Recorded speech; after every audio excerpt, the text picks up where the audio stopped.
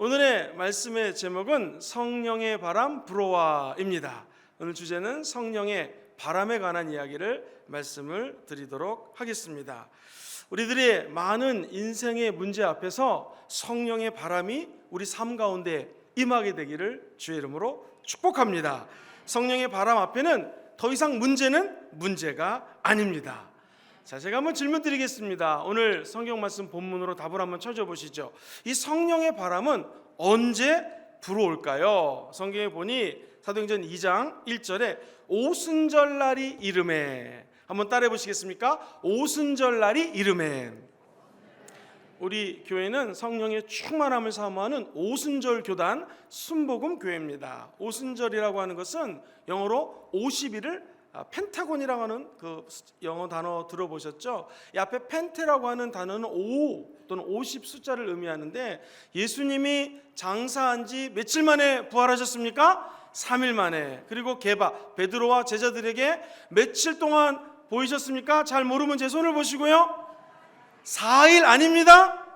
40일간 보이셨습니다. 그리고 예수님 승천하시면서 내가 아버지 약속하신 것을 너희들에게 보내주리니 이 예루살렘을 떠나지 말고 아버지 약속하신 것을 기다리라고 했습니다. 그때에 500명이 예수님의 승천하는 것을 봤는데 몇 사람이 모여서 그곳에 기도했을까요? 정답 12명이 아니라 120명이 순종해서 기도했습니다. 어디서 기도했을까요? 1번 김영근 목사님 집, 2번 마가의 다락방. 정답 마가 다락방에서 기도했습니다. 어쩜 이렇게 정답을 잘 맞추십니까? 특세 기간이 끝나니까 갑자기 지혜형이 임하신 것 같습니다. 자, 제가 드리고 싶은 말씀은 이 성도들이 500명이 승천하는 것을 봤는데 실제로 예수님 말씀에 순종해서 모여 기도하신 분들은 120명이었다는 것이죠. 여기 계신 분들은 그 120명 문도 안에 들어가게 될 줄 믿습니다. 120명이 하나님의 영, 성령을 사모해서 간절히 기도했어요. 즉 오순절날이 이름에, 이 말은 50일이 예수님이 죽고 부활하신 다음에 50일이 지난 날에 성령이 임한다라는 것입니다. 우리가 기도할 때 많은 응답을 사모하고 있어요. 주님 언제 응답하시겠습니까? 여러분 기억하십시오. 오순절날이 이름에, 하나님 때가 이름에 응답이 임하게 될 줄 믿습니다. 우리가 해야 되는 것은 그저 하나님께 기도하는 것이죠. 성령 충만함으로 기도하실 때 하나님의 응답이 멀지 않았습니다. 오늘 본 말씀 이렇게 얘기합니다. 오순절날이 이듬해 그들이 다 같이 한 곳에 모였더니. 언제 성령의 바람이 불까요? 다 같이 한 곳에 모였더니. 오늘 이 금요철야로 다 같이 한 곳에 모일 때에 성령의 바람이 휘몰아치게 될 줄 믿습니다. 그 성령의 바람을 사모하시는 분들은 아멘 해볼까요? 그렇다면 성령의 바람이 어디서 온다고 적혀 있을까요? 성경은 하늘에서부터 온다라는 것입니다. 우리의 소망은 저 하늘에 있습니다. 영어 성경들은 heaven이라고 적혀져 있어요. 천국이죠. 오늘 저 천국에서 성령의 바람이 이곳에 휘몰아칠지어다. 그렇죠. 성령이 이곳에 휘몰아치려면 우리의 눈을 들어 더 이상 땅을 보시면 안 됩니다. 눈을 들어 하늘을 보시게 되기를 주의 이름으로 축원합니다. 그렇다면 목사님, 성령님의 바람은 우리에게 무엇을 주십니까? 라고 질문을 한다면 세 가지를 압축해서 말씀드리겠습니다. 첫 번째, 성령의 바람은 생명을 주십니다. 성령의 바람 불어와 저 여러분들에게 새 생명이 움돋는 시간이 될 것입니다. 이 성령님을 의미하는 헬라어 푸뉴마라고 하는 단어는 히브리어의 루하흐라는 단어랑 똑같은 의미를 사용하는데 둘 다 바람이라는 뜻으로 쓰여집니다. 이 푸뉴마는 신약 성경에만 약 370번 정도가 푸뉴마라고 하는 단어가 나와요. 대부분이 성령, 영 이렇게 사용합니다. 요한복음 3장 8절 몇 절만 바람으로 해석이 되고 전부 다 영, 성령이라는 거예요. 즉 헬라어로 푸뉴마라고 하는 단어는 성령님을 의미한다라는 것입니다. 이 헬라어 2000년 전의 성경 말씀은요, 코이네라고 하는 시장에서 쓰는 언어로 기록이 되어 있어요. 그 말은 어려운 말 아니에요. 오늘날로 치면 한자라든가 영어라든가 힘든 단어가 아닙니다. 누구나 시장에서 사용하는 단어로 적혀져 있는데 푸뉴마, 이 말은 누구나 알아들을 수 있는 단어예요. 성령님이 우리 가운데 해석하면 바람같이 임한다라는 것입니다. 루하우도 마찬가지입니다. 하나님이 태초에 인간을 창조했습니다. 진흙이에요. 진흙은 움직일 수가 없습니다. 말도 할 수 없습니다. 그 진흙에 하나님이 루아흐라고 하는 생기를 코 속에 집어넣자 갑자기 생명이 된지라, 살아있는 영이 되었다라는 것이죠. 여러분, 흙으로 지어졌기 때문에 우리 인간은 땅 위에 서 있고 흙으로 먹어야 되고, 아담의 코 속에 하나님의 생기가 들어가기 전까지는 우리는 흙으로 살다가 흙으로 죽을 수밖에 없는 인생이었습니다. 그러나 하나님의 생기가 들어오니까 생명이 되고 성령을 모시고 살아가는 사람으로 변화됐다라는 것입니다. 이 바람은 산소바람입니다. 성령의 바람입니다. 2020년 우리의 삶 가운데 성령의 바람이 불어오게 되기를 주의 이름으로 축원합니다. 성령의 바람이 없으면 우리는 진흙덩어리에 지나지 않습니다. 흙에서 와서 흙으로 돌아갈 인생밖에 안 되는데, 이런 보잘것없는 몸 흙덩어리에 성령님이 들어오셨다라는 거예요. 루아 흐, 바람으로 들어오셨습니다. 푸뉴마, 성령으로 임재해 주셨습니다. 그러니까 우리는 이렇게 사람답게 살아갈 수가 있는 것입니다. 성령이 임하면 저와 여러분들에게 생기를 허락하여 준다라는 것이죠. 여러분, 하나님이 친히 자기 생명을 나눠주심으로 아담과 하와는 생명이 없다가 생기가 들어오자 살아있는 사람으로 변화됐습니다. 그들이 불순종하자 그 생기가 떠나가게 되고 죽은 삶을 살게 되었어요. 저 여러분들도 하나님 앞에 있으면 생명, 생기가 주어지고, 하나님을 떠난 인생은 생기, 생명이 없는 거예요. 숨이 없는 거예요. 바람이 없는 거예요. 저와 여러분들이 밖에 나가면 믿지 않는 사람들을 봅니다. 우리보다 똑똑할 수 있고 더 잘생길 수 있고 아름다울 수 있고, 아파트도 더 큰 아파트에 살 수 있고 돈도 많을 수 있습니다. 명예도 있을 수 있습니다. 그러나 그분들과 우리의 결정적인 차이는 무엇입니까? 우리 영혼 속에는 하나님의 영, 생기가 들어오사 하나님의 자녀로 살아갈 수 있다는 것입니다. 여러분, 이 바람 안에는 산소가 있어요. 자, 물을 마시지 않으면 사람이 며칠 정도 살 수 있을까요? 대부분의 의사 선생님들은 한 일주일 정도 이야기를 합니다. 길어야 2주 정도. 자, 그렇다면 산소를 마시지 않으면 우리는 몇 분 정도 있다 사망할까요? 보통 3분에서 5분입니다. 한번 해보고 싶으신 분들은 하나, 둘, 셋 하고 숨을 멈추신 다음에 5분 뒤에 쉬셔도 좋습니다. 여러분, 산소가 결핍되면 제일 먼저 타격을 받는 것이 어떨까요? 뇌입니다. 신생아가 태어났을 때 산소가 부족하면 바로 뇌성마비가 걸린다라는 거예요. 그런데 이 산소는 눈에 보이지 않습니다. 냄새도 없어요. 그 귀한 산소가 보이지 않는다고 없는 게 아닙니다. 냄새가 없다고 없는 게 아닙니다. 산소는 존재합니다. 우리 성령님도 보이지 않습니다. 냄새를 맡을 수 없을 수 있어요. 그러나 성령님은 살아 역사하십니다. 이곳에 계신다라는 것이죠. 산소는 우리의 생명을 유지시켜주고 환자를 살려주고 생물들을 보호해 줍니다. 여러분, 심지어 물고기도요, 물속에 녹아있는 산소를 마십니다. 최근에 의사 선생님들이 조사를 해봤더니 산소가 부족하면 암에 걸린다라는 거예요. 만병의 원인이 산소 부족이에요. 특별히 좋은 공기를 마시지 않으면 우리 몸에는 아주 결정적으로 해를 받게 된다는 거예요. 자, 산소 없이 살 수 없는 우리 몸, 그렇다면 영적으로 저 여러분들도 성령의 바람이 없이는 살 수가 없다라는 것이죠. 이게 생명입니다. 성령의 바람이 불어와 저 여러분들의 생명을 살아나게 하는 역사가 임하게 되기를 주의 이름으로 축원합니다. 마태복음 19장에 보면 어떤 부자 청년이 예수님께 나오는 장면이 있습니다. 선생님, 내가 무슨 선한 일을 해야 영생을 얻을 수 있을까요? 영생은 중생, born again, 다시 태어나는 것입니다. 영원한 생명을 얻을 수 있겠습니까? 어찌하여 네가 선한 일을 내게 묻느냐? 선한 일은 오직 하나님밖에 없는데 네가 그 생명을 얻으려면은 너는 해야 될 것이 있다. 계명들을 지켜라. 청년이 궁금했어요. 그 돈이 많은 청년이 무슨 계명을 지켜야 될까요? 그때 예수님 말씀하십니다. 살인하지 말아라, 간음하지 말아라, 도둑질하지 말아라, 거짓 증거하지 말아라. 10계명을 얘기합니다. 그랬더니 이 청년이 기뻐서, 선생님, 이거 내가 다 지켰습니다. 내가 근데 또 뭐가 부족할까요? 근데 예수님은 모든 것을 압니다. 결정타를 청년에게 이야기합니다. 네 소유를 팔아서 가난한 사람들에게 나눠줘라. 그러면 하늘의 보화가 너에게 있을 것이다. 그리고 나서 나를 쫓으라. 네가 갖고 있는 것을 먼저 버리고 나를 쫓으라. 이 영성은 무엇입니까? 기독교 영성은 따라해볼까요? 비움의 영성. 비워야 됩니다. 내가 갖고 있는 것을 먼저 비우라는 거예요. 두 번째, 채움의 영성. 성령으로 채우라는 것입니다.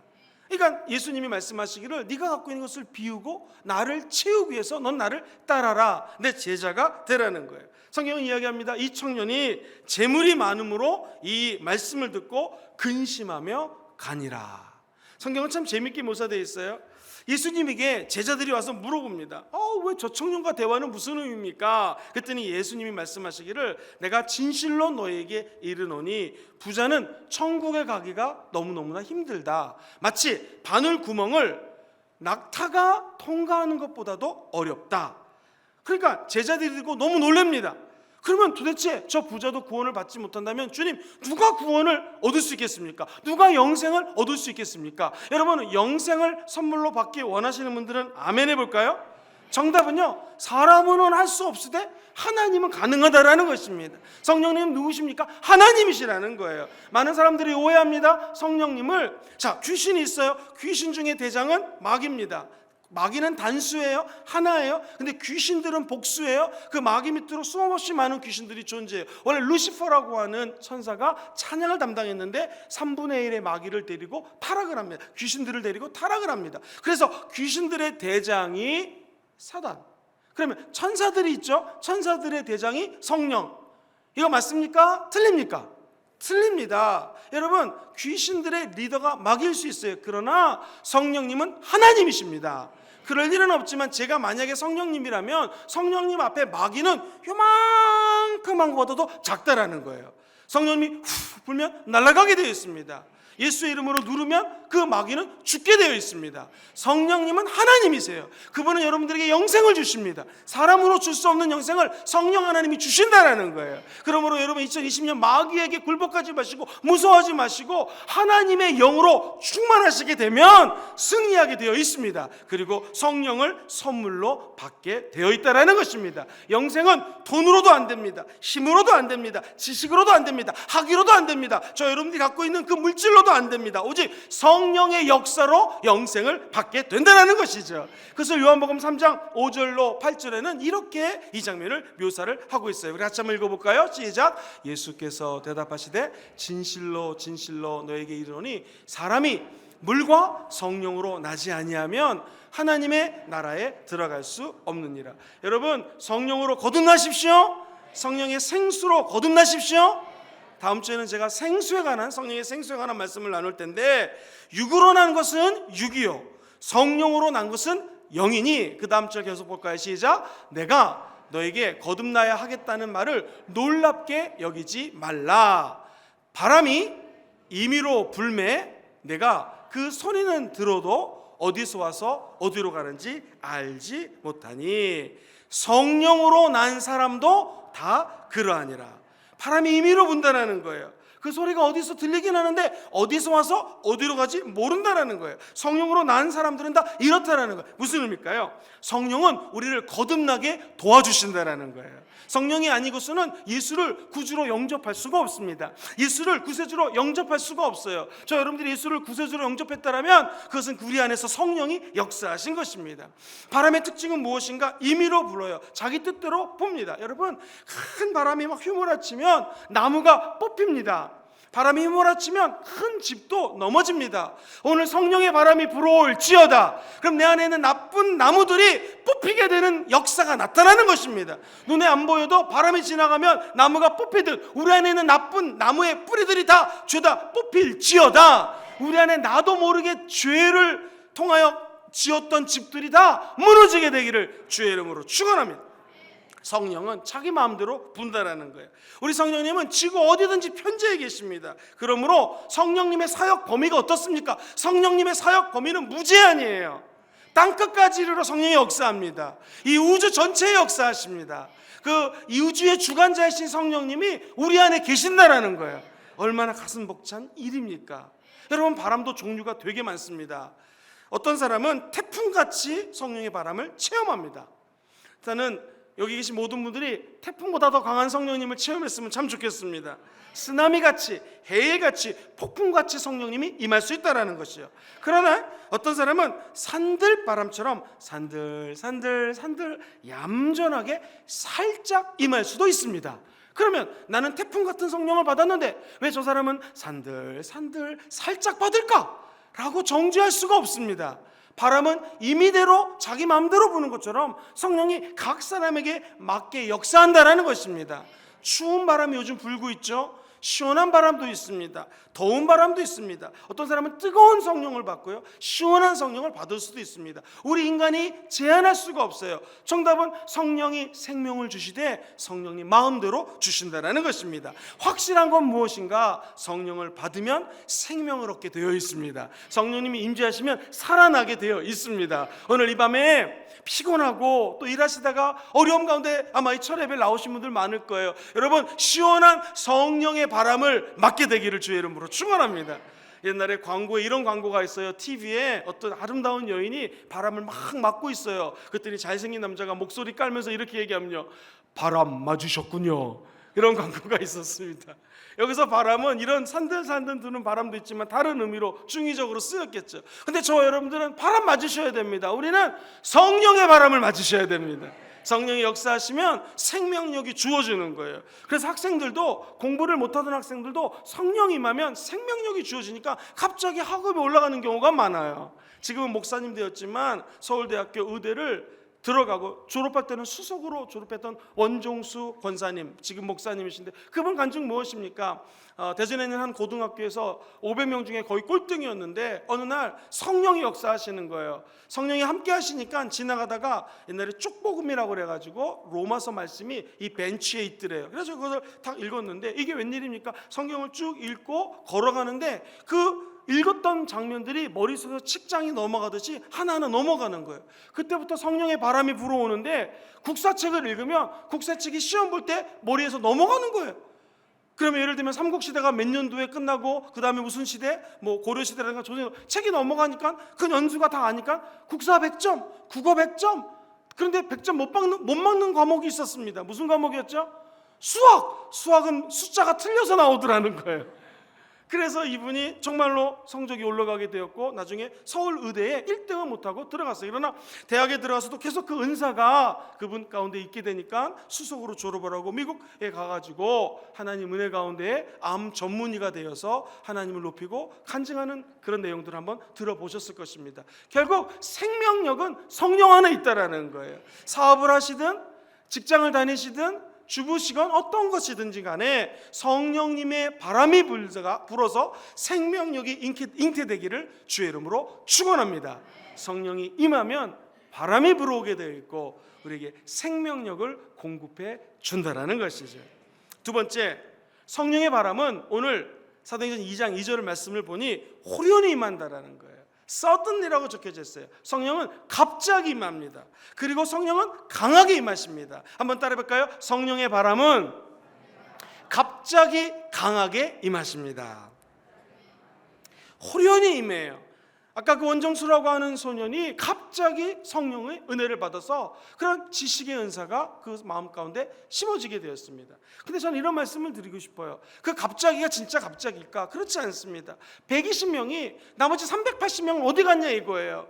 그 사람들은 하나님께 순종하지 않고 먹으러 가고 놀러 가고 다른 데로 갔을 거예요. 그런데 여러분처럼 순종해서 120명이 모였지 않습니까? 그때 갑자기 임하는 거예요. 우리 눈에는 갑자기라고 적혀져 있지만 그 120명은 충성을 다하고 헌신을 다하고 그동안 쌓아나왔던 영역이 있었기 때문에 그 은혜가 성경상 갑자기로 표현됐다라는 것입니다. 사랑하는 성도님들, 이곳에 모이기까지 얼마나 힘드셨습니까? 영적인 전쟁도 있었고 오늘은 힘든데 그냥 잘까? 집에서 쉴까? 그런 마음이 있었잖아요. 그러나 그것을 다 뚫고 왔습니다. 이때 성령이 임하게 될 줄 믿습니다. 아까 그 원정수라고 하는 목사님이 디트로이트라는 곳에서 간증을 하려고 하는데 자기 마음속에 사진이 몇 카트가 착착착 지나가더래요. 그런데 그 다 이제 얘기할 수 없지만 첫 번째 카트가 뭐였냐면 엄마가 새벽 예배를 그렇게 애를 깨워서 데리고 다녔대요. 종수야, 새벽 예배 가자. 그럼 엄마 따라서 새벽 예배를 드리고 오는데 이 추위에 이제 우리 겨울 때에 다리를 지나게 되면은 이 보초를 쓰는 그곳에 그러니까 중풍 같은 게 걸리셔가지고 그 노숙자가 거기서 이제 대변도 보고 소변도 보고, 그러니까 오물투성이에서 사는 거예요. 엄마가 그러더래요. 종수야, 저 할아버지 집으로 모셔라. 그런데 참 이 기도하는 고등학생 아이가 착했나 봐요. 엄마 말 순종해가지고 그 노인을 집으로 모십니다. 그렇게 고백을 해요. 엄마가 저분을 목욕시켜 드려라. 그러니까 이분이 그거를 손으로 만질 수가 없으니까 나뭇가지로 가지고 몸에 묻어있는 오물 딱지들을 띄었다라는 거예요. 그리고 정성스럽게 목욕을 시켰대요. 그때 엄마가 하는 말이, 종수야, 집에 너 내복 있지? 지금은 내복이 흔하지만 그때는 내복이 딱 한 벌 있었답니다. 그 내복을 저 할아버지께 입혀드려라. 그런데 이 아이가 그걸 입혀드렸다는 거예요. 그 아까 디트로이트라는 곳에서 집회를 하는데 사진 하나가 탁 지나가는데 찰칵, 그 사진이 뭐였냐면 첫 번째 그 할아버지가 딱 나오더라는 거예요. 근데 예수님 그런 마음을 주셨대요. 그게 나였다. 여러분, 그 은사는요, 은혜는 갑자기 호련히 임했어요. suddenly, 진짜 말 그대로 갑자기 임했어요. 그러나 하나님께서는요, 갑자기라는 것이 없습니다. 심은 대로 걷게 되어 있다라는 거예요. 그 어린 종수라고 하는 청소년이 엄마 말 순종해서 노인을 공경했잖아요. 섬겼잖아요. 그런데 그것이 사실은 예수님이었다라는 거예요. 또 긴 얘기 짧게 줄이면 서울의대 졸업하고 영등포에 있는 시립병원에서 일을 하게 되는데 막 간호사랑 어떤 할아버지가 싸움이 일어난 거예요. 왜? 돈을 낼 수가 없어요. 가난해요. 근데 돈을 안 내면 입원이 안 되니까, 수술이 안 되니까, 그때 원정수 권사님이 처음 받은 월급이 3천 몇백 먹었나, 그거를 내가지고 그 할아버지 수술비를 드렸다라는 거예요. 두 번째 사진, 착착, 그 할아버지, 그게 나였다. 이렇게 따지면 우리 주변에 수없이 많은 예수님이 있는 거예요. 우리 이 저녁에 밤에 졸릴 수 있으니까 옆 사람하고 인사해 봅시다. 혹시 예수님 아니십니까? 시작. 혹시 예수님 아니십니까? 그 옆에 계신 분이 예수님일 수 있다라는 거예요. 오늘 예배 마치고 나갔는데 저 길거리에 누워있는 거지 할아버지, 거지 아저씨가 예수님일 수 있다라는 거예요. 여러분, 예수님이 우리 주변에 있어요. 그 기회를 놓치지 않게 되기를 주의 이름으로 축원합니다. 성령의 바람은 그냥 불지 않습니다. 심은 대로 거두는 거예요. 오늘 이 밤에 기도하면 오늘 밤에 응답이 안 와도 상관이 없습니다. 왜? 언제든지 하나님의 때에 오순절날이 이름에 호련히 갑자기 은혜가 임하게 될 것이고 우리의 삶이 변화되게 된다는 거예요. 방언받기 원하시는 분 오늘 기도하면 방언 받습니다. 성령의 바람 임하겠죠. 근데 오늘 못 받으면 다음 주에 또 나오시면 됩니다. 다음 주에 안 받으면 그 다음 주에 나오면 됩니다. 그래도 안 되면 저를 찾으십시오. 그러면 특공대들이 막 달라붙어서 기도해 줄 것입니다. 사랑하는 성도님들, 언젠가는 성령님이 임하게 되어 있어요. 그 바람은 호련히 임하는 거예요. 갑자기 임하지만 그 뒤에는 또 다른 의미의 성령님의 역사가 기다리고 있다는 것이죠. 성령은 어떻게 임했습니까? 급하고 강한 바람소리 같이 임했다는 것입니다. 바람은 생명과 생기를 가져다 두고 주변을 확 정화시킵니다. 자유롭게 한다는 것이죠. 사랑하는 성도님들, 봄에는 산들산들 봄바람이 많이 붑니다. 우리 성도님들이 저에게 말씀하시더라고요. 목사님, 부산은 겨울은 따뜻하지만 봄에는 봄바람이 셉니다 그러시더라고요. 봄에는 다른 지역에 비해서 봄바람이 좀 세기 때문에 추울 수 있다는 거예요. 그러나 그 봄바람이 불어야지만 잠들었던 겨울 나무를 깨울 수가 있답니다. 흔들 수가 있다는 거예요. 흔들어야지 이 나무들이 뿌리가 튼튼해진다는 거예요. 바람이 불어오는 것이 나쁜 것이 아닙니다. 우리가 흔들리는 것 같지만 더 건강해지는 거예요. 우리 자녀가 아프다, 기도를 해도 응답이 없다, 기대하십시오. 그 자녀가 더욱더 뿌리가 내려지고 튼튼하게 될 것입니다. 사업을 하는데 흔들린다, 기대하십시오. 성령의 바람이 불어서 흔들릴지 모르지만 결국 합력하여 선을 이루게 될 것입니다. 잠자던 우리의 영혼이 깨어나게 되는 것입니다. 언제 흔들립니까? 예배 드릴 때 성령님이 임하는 것입니다. 성령님이 예배 가운데 역사하시고 우리를 흔드는 거예요. 많이 흔들릴수록 더 강력한 역사가 임하게 될 것입니다. 사랑하는 성도님들, 2020년을 맞이했지만 응답이 없고 흔들린다 할지라도 성령의 바람은 지속적으로 우리들에게 불어오게 될 것입니다. 호련히 급하고 강하게 성령의 바람이 불어올지어다. 우리 눈에는 보이지 않지만 현상이 나타나듯이 그 성령의 열매를 통하여 성령의 바람을 알게 되는 것입니다. 그래서 우리 예수님은 성령의 바람, 성령님을 바람으로 은유적으로 표현을 하신 것이죠. 성령님은 강하게 임하십니다. 얼마나 강하게 임하는지 홍해가 갈라질 때 바람으로 갈라지셨습니다. 출애굽게 할 때 야훼께서 큰 동풍, 동쪽에서 부는 바람으로 바라를 가르시는 장면이 성경에는 출애굽기 14장 21절에 이렇게 기록이 되어 있습니다. 같이 한번 읽어볼까요? 시작. 모세가 바다 위로 손을 내밀매 야훼께서 큰 동풍이 밤새도록 바닷물을 물러가게 하시니. 한 번 더 읽어보겠습니다. 그 앞부분 시작. 모세가 바다 위로 손을 내밀었어요. 그때 하나님이 어떻게 역사하셨어요? 큰 동풍이 어떻게 불었어요? 밤새도록 바닷물을 물러나게 했다라는 거예요. 2020년 우리 앞에 홍해바다가 있을 수 있지 않습니까? 그때 큰 동풍이 불어보면 밤새도록, 오늘 철야에 나오신 여러분들의 기도 때문에 그 동풍으로 말미암아 바다가 갈라지게 될 것입니다. 더 놀라운 것은 물러가게 하시니 물이 갈라져 바다가 마른 땅이 된지라. 그 바다가 어느덧 갈라지게 되고 마른 땅이 드러나게 된다는 거예요. 그리고 이집트 군대로부터 우리 주님은 구원해 주셨습니다. 뒤를 따라오던 이집트 군대들은 그 홍해에 빠져서 다 죽게 된다는 것입니다. 그것을 성경은 말과 탄 자들이 발을 탁탁탁 타고 그 수레에 탔던 자들이 물속에 가라앉았다는 것이죠. 오늘 성령의 바람이 불어와, 특별히 강하게 불어와 우리를 가로막고 있는 홍해 같은 문제가 갈라질지어다. 우리를 뒤따라오는 원수 마귀들이 다 그 홍해에 빠질지어다. 홍해는 붉으롱 바다해, 영어로는 Red Sea, 붉은 바다예요. 예수 십자가의 피를 상징하는 것입니다. 예수 피의 바람이 우리 가운데 불어와 더러운 원수 마귀가 다 그 피의 바다에 빠져 죽을지어다. 문제의 홍해가 갈라질지어다. 성령의 바람이 불어오면 이런 기적이 일어나는 것입니다. 순복음의 영성은 성령의 바람을 맞아야 됩니다. 홍해가 갈라지는 역사가 나타나는 것이죠. 배고픈 우리들에게 고기가 필요합니다. 메추라기가 필요합니다. 어떻게 불어올까요? 바람이 있어야지 메추라기를 먹을 수가 있습니다. 민수기 11장 31절에 그 메추라기가 불어오는 장면을 성경은 이렇게 묘사해요. 시작. 바람이 야훼에게서 나와 바다에서부터 메추라기를 몰아 진영 곁 이쪽 저쪽 곡 진영 사방으로 각기 하루길 되는 지면이 2규빗쯤에 내리게 한지라.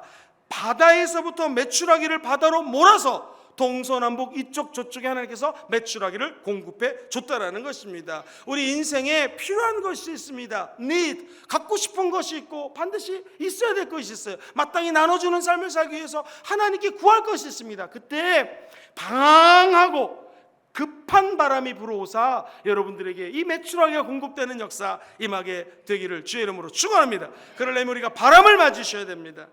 여러분, 요나가 불순종하고 배를 타고 멀리 도망갔어요. 그랬더니 갑자기 풍랑이 일어옵니다. 우리가 하나님 말씀 순종하지 않고 하나님 뜻 따르지 않으면 때로는 인생의 바람, 풍랑을 맞기도 합니다. 주님이 그 바람을 주기도 해요. 그때 회개하면 다시 하나님께서는 회복시켜 주시는 은혜를 허락하여 주실 것입니다. 오순절날 마가다락방에 하나님의 백성들이 모여서 기도하자 급하고 강한 바람 소리가 들리더니 그곳에 성령님이 임재했습니다. 어떻게 해요? 호련히 갑자기 임재하십니다. 기도하고 계시죠? 응답을 찾고 계시죠? 하나님이 갑자기 임재하실 것입니다. 급하게 임하십니다. 이 마지막 때에 너무나 급하기 때문에 성령의 바람이 급하게 임하십니다. 그리고 성령의 바람은 강하게 역사하실 것입니다. 이제 세 번째 포인트입니다. 성령의 바람은 우리를 다시 살아나게 하십니다. 성령의 바람이 불어와 우리의 죽었던 영혼육의 모든 감격과 축복들이 되살아날지어다. 2019년에 많은 은혜를 주셨는데 다시 한 번 더 그 은혜가 되살아날지어다. 우리 인생의 최고의 전성기는 2020년에 성령님의 바람 때문에 불어오게 될 것입니다 라고 기대하십시오. 하나님이 에스겔 선지자에게 환상을 보여줍니다. 골짜기에 갔더니 죽은 사람들의 뼈가 너무너무 많은 거예요. 도대체 이 뼈가 능히 살아나겠는가? 이게 질문입니다. 도대체 이 마른 뼈들이 살아날 수 있을까? 죽은 사람, 산 사람, 죽은 신앙, 살아있는 신앙, 무슨 차일까요? 죽은 사람은 숨을 안 쉽니다. 죽은 신앙도 기도 안 합니다. 저 여러분들은 살아있기 때문에 오늘 기도하기 위해서 이곳에 모인 줄 믿습니다. 죽은 사람 밥 안 먹어요. 깨워서 밥 먹여보십시오. 안 먹습니다. 영적으로 죽은 사람은 말씀을 읽으라고 그러는데 안 읽어요. 죽었으니까. 영적으로 산 사람은 눈을 뜨자마자 말씀을 읽습니다. 왜? 살았으니까. 저 여러분들이 늘 말씀을 먹게 되기를 주의 이름으로 축원합니다. 죽은 사람은 무감각합니다. 때려도 아프지 않아요. 근데 산 사람은 감각이 있습니다. 센스가 있어요. 저 여러분들은 하나님이 주시는 은혜로 모든 것들을 분별할 수 있는 은혜가 임하게 될 줄 믿습니다. 죽은 사람은 뻣뻣해요. 자기 찹니다. 영적으로 죽은 사람 교만합니다. 사랑의 온도 36.5도가 온도를 유지할 수가 없습니다. 여러분처럼 살아있는 사람들은 성령의 뜨거운 바람이 불어오사 강한 능력이 임하사 따뜻한 사랑을 전하는 하나님의 백성이 되게 될 줄 믿습니다. 죽은 시체는 냄새가 납니다. 세상 사람들도 믿지 않으면 술을 먹습니다. 담배를 핍니다. 냄새가 납니다. 그러나 살아있는 영혼은 하나님의 향기가 나타나게 될 줄 믿습니다. 사랑하는 성도님들, 저 죽은 영혼들 어떻게 살려야 되겠습니까? 도대체 이 마른 뼈들이 살아날까? 질문입니다. 어떻게 살리나? 여러분, 그 마른 뼈에 말씀을 선포해야 됩니다. 말씀이 역사해야 됩니다. 에스겔서 37장 7절에 보면 이렇게 나와 있어요. 같이 한번 읽어볼까요? 시작. 이에 내가 명령을 따라 대언하니, 잠깐 수도, 대언이라는 것은 프로페사잉이라고 적혀져 있거든요. 선포하는 거예요. 예수의 이름으로 그냥 바람아 불어라 이것이 아니라 바람아 불지어다, 대언하는 거예요. 선포하는 거예요. 그리고 선언하자, 대언할 때 소리가 나고 움직이며, 계속 읽어볼까요? 이 뼈 저 뼈가 들어맞아 뼈들이 서로 연결되니라. 너무 신기하죠? 그 다음 절 시작. 내가 또 보니 그 뼈에 힘줄이 생기고 살이 오르며 그 위에 가죽이 덮이나, 문제는 뭐예요? 그 속에 생기는 없어요. 심줄이 생기고 살이 오르고 가죽도 덮여요. 근데 지금 이 인간은 심줄이 생기고 가죽이 붙고 뼈가 생겼지만 아직은 생명이 된 것이 아니에요. 마치 하나님이 아담을 만들었을 때 모습과 흡사 비슷한 거예요. 그럼 이 영혼이 살아나려면 뭐가 필요합니까? 성경에 보니 그 속에 생기는 없더라. 9절 말씀 읽어보겠습니다. 시작. 또 내게 이르시되 인자야 너는 생기를 향하여 대언하라. 생기에게 대언하여 이르기를 주 야훼께서 이같이 말씀하시기를 생기야 사방에서부터 와서 이 죽음을 당한 자에게 불어서 살아나게 하라 하셨다 하라. 너무 신기하죠? 뼈가 있고 심줄이 있고 살아났고 껍데기 피부도 있지만 아직 생기가 없어요. 그때 주님 말씀하는 거예요. 말씀으로 생기야 일어나라 선포하라는 거예요. 우리 영이 죽어갈 때 선포하셔야 됩니다. 생기야 붙어서 불어서 살아날지어다. 그러면 10절에 보면은 이렇게 표현되어 있습니다. 성령의 바람이 불어오니까 부활하는 거예요. 살아나는 거예요. 시작. 이에 내가 그 명령대로 대언하였더니 생기가 그들에게 들어가매 그들이 곧 살아나서 일어나 서는데 극히 큰 군대더라. 할렐루야. 너무 은혜 받지 않습니까? 저는 제가 이걸 읽으면서 너무 은혜를 받고 있어요. 우리가 인생을 살아가지만 죽은 뼈다귀 같은 사람처럼 살 때가 얼마나 많습니까? 힘이 없고 죄의 속수무책 당할 때도 얼마나 많습니까? 그때 필요한 거 있어요. 대언하셔야 됩니다. 말씀으로 선포하셔야 돼요. 생기야 불어올지어다. 이 뼈 저 뼈가 뼈를 맞추고 힘줄이 생기고 능력이 생기는데 아직 생명이 없어요. 생기가 없어요. 오늘 이 밤에 성령의 바람이 휘몰아칠지어다. 생기가 들어가야 됩니다. 그럼 그 영이 살아나는데 큰 군대보다도 더 큰 역사가 나타나게 될 것입니다. 곧 살아나서 일어나 서서 극히 큰 데가 되는 역사 임하게 될 줄 믿습니다. 한 사람 한 사람이 살아나면 극히 큰 군대가 되어서 금정구 부산 땅 넘어서 경상남도 온 열방을 향하여 전 세계를 향하여 그리스도의 복음을 성령의 바람으로 휘몰아치는 근원지가 바로 이 금정산 우리 교회가 될 줄 믿습니다. 그래서 예수님은 로마서 8장에 보면 11절에 이렇게 표현하고 있어요. 예수님을 죽은 자 가운데 살리신 이의 영이, 성령이죠, 너희 안에 거하시면 그리스도 예수를 죽은 자 가운데 살리시니가 너희 안에 거하시는 영, 그분이 누구세요? 성령님으로 말미암아 너희 죽을 몸도 살리시리라. 할렐루야. 성령이 임하면 죽을 우리의 몸도 부활시킨다라는 거예요. 성령의 바람이 왜 필요한가? 성령의 바람이 임하게 되면 저와 여러분들에게 생기도 주고 생명도 주고 능력도 주지만 무엇보다도 부활하는 은혜가 임한다라는 것입니다. 오늘 그 성령의 바람이 우리 영혼 속에 불어오게 되기를 주의 이름으로 축원합니다. 성령의 바람이 불어와야지 장애물을 넘을 수 있는 능력이 생기는 거예요. 우리의 힘으로 장애물을 넘을 수가 없는데 바람이 불면 휙 하고 넘어갈 수 있는 것처럼 오늘 이 밤에 기도하다 성령의 바람이 우리 영혼 깊은 곳에 휘몰아치게 되기를 주의 이름으로 축원합니다. 성령의 바람이 역사를 하면은 어떤 변화가 나타나는가? 살리시는 성령님이 우리를 변화시키는데요. 고린도후서 10장 5절에 보면 하나님의 바람이 불어오면 이렇게 표현합니다. 모든 이론을 무너뜨리며 하나님을 아는 것을 대적하여 나도 모르게 높아진 것들이 있는데 그게 다 무너져 버리는 거예요. 모든 생각을 사로잡아 누구에게 복종하게 만들어요? 그리스도께 복종하게 하는 거예요. 저 여러분들은 사람에게 복종하는 것이 아닙니다. 누구에게 복종해요? 그리스도에게 복종해요. 우리의 힘으로 할 수가 없습니다. 성령의 바람이 불어오게 되면 십자가에 죽으신 예수 그리스도의 영, 성령께 복종하는 역사가 나타나게 되는 것입니다. 필요한 것은 성령의 바람이 우리 영혼 속에 휘몰아치게 도와주옵소서. 바람이 임의로 불던 것처럼 성령님께서 성령님의 마음대로 우리들의 인생을 인도하여 주시옵소서. 그때 우리 마음속에 있는 죄악의 바이러스가 떠나가게 될 것입니다. 의심이 날아가게 될 것입니다. 성령의 바람이 불어서 모든 저주가 없어지게 될 것입니다. 성령의 바람이 후 불게 되면 질병이 떠나갑니다. 저주가 없어져 버려요. 하나님의 은혜가 임하게 되는 것입니다. 그 성령의 바람이 오늘 이 밤에 기도하다 임하게 되기를 주의 이름으로 축원합니다. 이렇게 성령님이 역사해 주시는 것이죠. 우리가 그리스도의 외에 잡다한 모든 생각을 성령의 바람이 불어서 다 없애버리는 역사 임하게 될 줄 믿습니다. 내 감정, 내 의지, 내 지성 없어져 버리고 성령의 인도함을 받는 2020년이 되기를 주의 이름으로 축원드립니다. 성령이 역사하면 모든 장벽들이 다 무너져 버립니다. 특별히 오늘 본문 말씀에 보면 성령이 임하자 사람들이 성령의 말하게 하심을 따라 방언을 했다고 기록되어 있습니다. 이 방언은 제가 기도를 많이 하기 위해서 설교를 좀 짧게 하려고 애를 쓰는데 조금 긴 얘기를 짧게 줄이면 창세기 11장에 보면 인간이 바벨탑을 쌓았어요. 왜 쌓았는가? 그 마음속에는 교만함이 있었어요. 이걸 쌓아서 우리가 하나님처럼 높아지자. 그런데 오늘 사도행전 2장 1절로 4절의 사건은 높아졌던 인간의 교만함이 무너지는 사건이에요.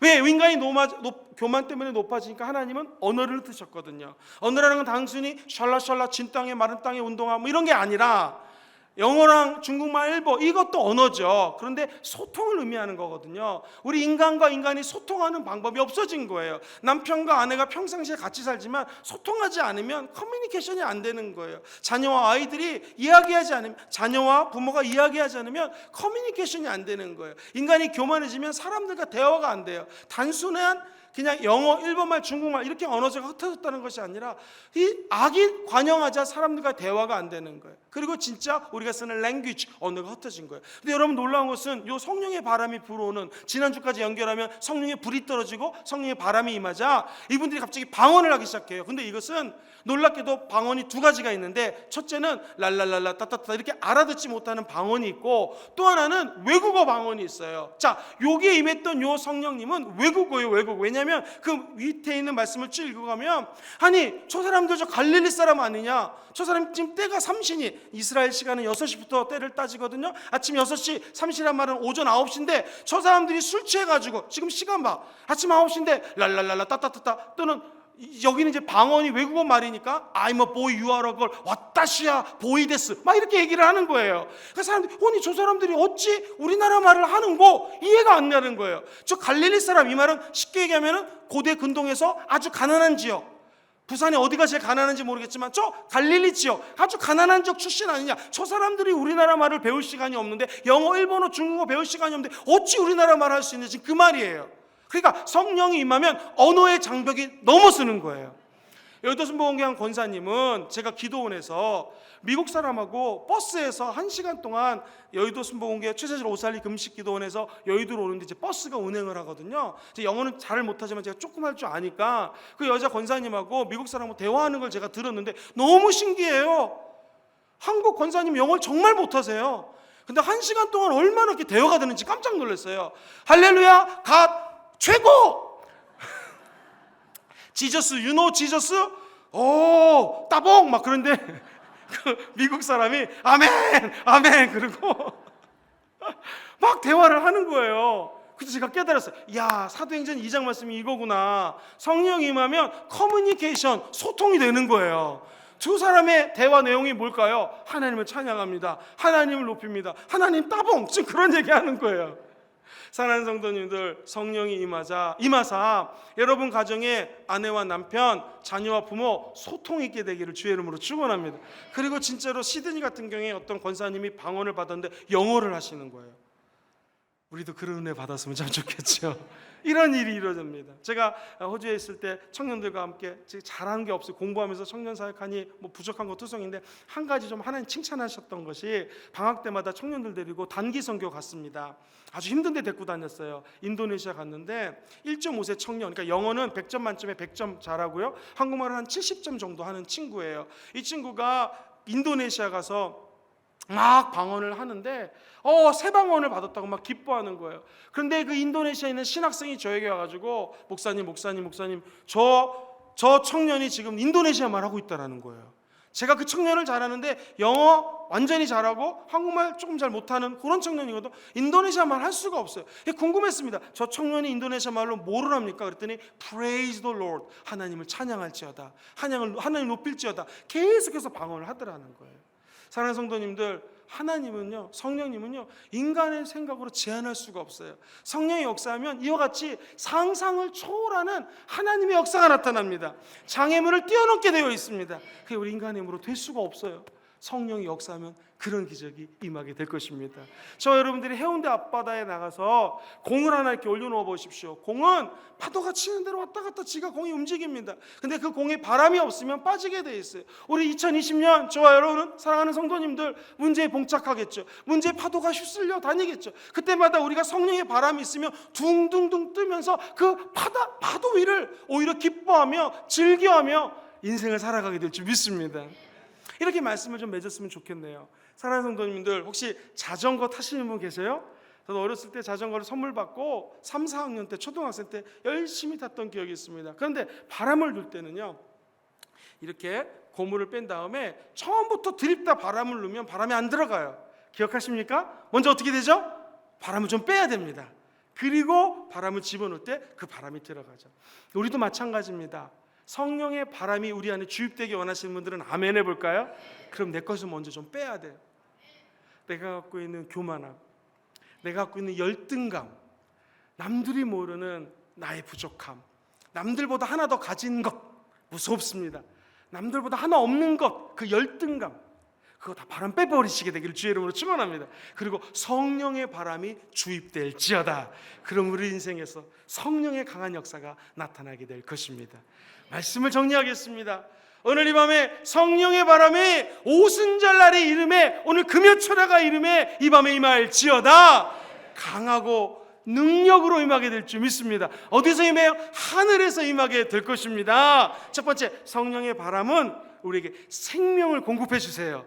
두 번째, 성령의 바람은 갑자기 임하세요. 그러나 그것이 쌓이고 쌓일 때 우리들은 갑자기지만 성령 하나님은 심는 대로 역사하십니다. 확실한 것, 강하게 임하십니다. 세 번째, 성령의 바람이 임하면 살아나게 되어 있습니다. 소통하게 되어 있습니다. 모든 문제가 떠나가게 될 줄 믿습니다.